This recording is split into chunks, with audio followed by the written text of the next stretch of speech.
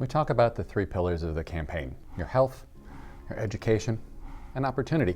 And opportunity is kind of this random word that doesn't necessarily mean anything. So what are we talking about? I break it down this way to begin with. Take a coin, one side is jobs, the other side is business. I'm a business owner. I believe business is obviously critically important to the American society, right? It's the American dream. Whether it's we want that white picket fence, whether it's we want a better chance and opportunity for our children, whether it's we want to be business owners, whether it's we want to go to the moon, or maybe Mars nowadays. But that opportunity is jobs and is business. And they have to interact. They have to work together.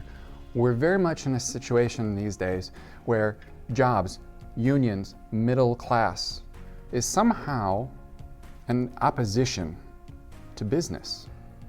And that doesn't make sense. My employees are critically important to my success.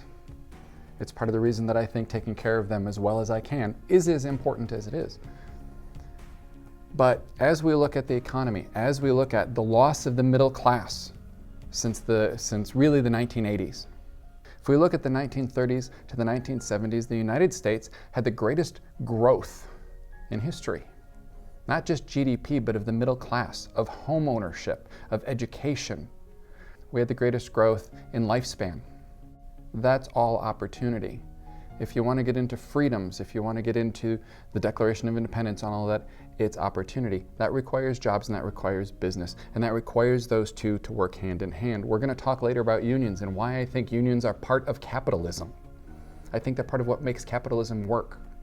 And if we swing the pendulum too far to one side or too far to the other side, we run into the problem that we've got now of massive income inequality. Why is income inequality a problem?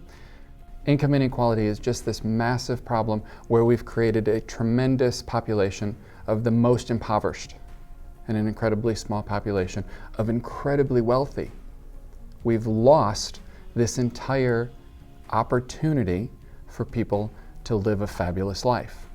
I think that we can get back to that.